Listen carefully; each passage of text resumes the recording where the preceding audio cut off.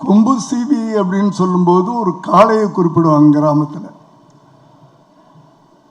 இதில் யார் கொம்பு சீவின்னு தெரியல எனக்கு. 2 பேரும் அப்படி இருக்கிறாங்க. அந்த ஒரு இளைஞன் அந்த விஜயகாந்தின் கண்களில் ஒரு நெருப்பு இருக்கும், வேகம் இருக்கும். அந்த ஒரு நெருப்பு கலந்த ஒரு பார்வை. சண்முக பாண்டியன், ஏய் உனக்கு நான் சளைச்சவே இல்லைடா அப்படின்னு இந்த பக்கம். என்ன அழகான கெட்டப் சார் அது.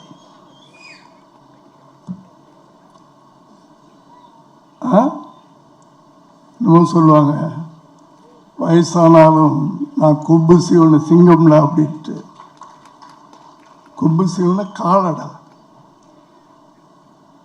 அப்படி அந்த அந்த போஸ்டரே இந்த படத்துடைய வீரத்தை காட்டுகிறது.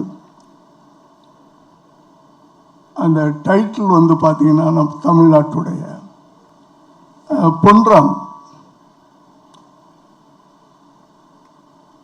அவர்கிட்ட எனக்கு ரொம்ப பிடிச்சது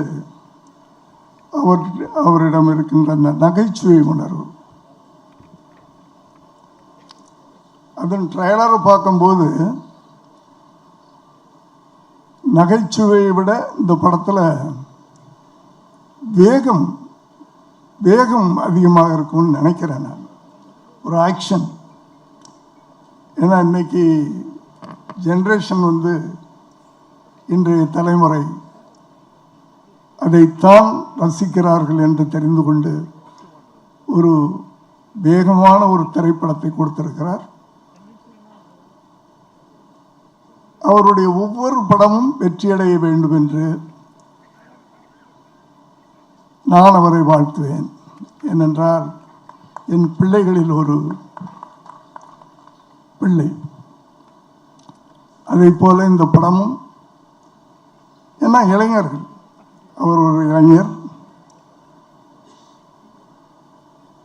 ஹீரோ ஒரு இளைஞர், அவரோடு போட்டி போட்டு நடித்து கொண்டிருக்கின்ற சரத் சார் ஒரு இளைஞர். தான் கையை தூக்கிட்டார். என்ன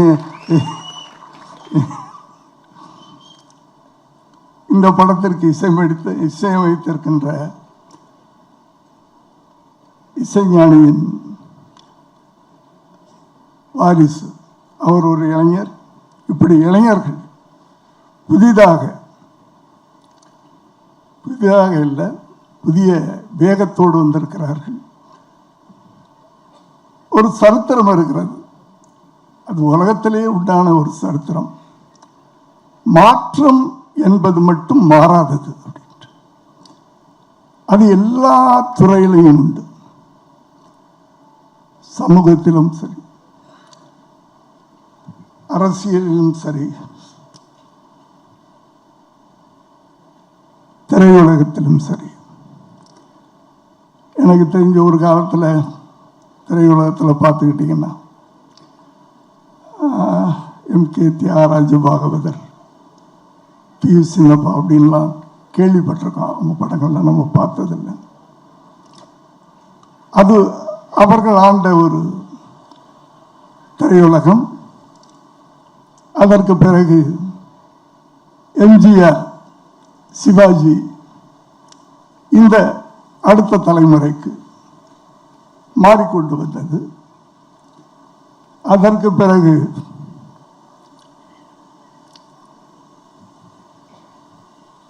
ரஜினி, கமல், அதற்கு பிறகு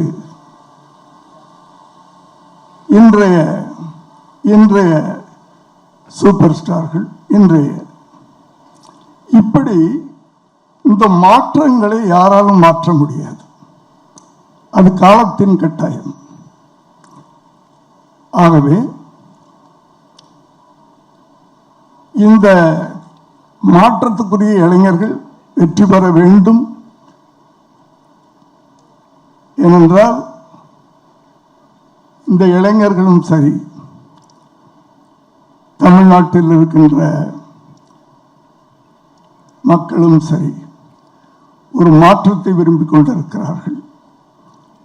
அந்த மாற்றம் இந்த திரைப்படத்திலும் நிகழ வேண்டும் என்று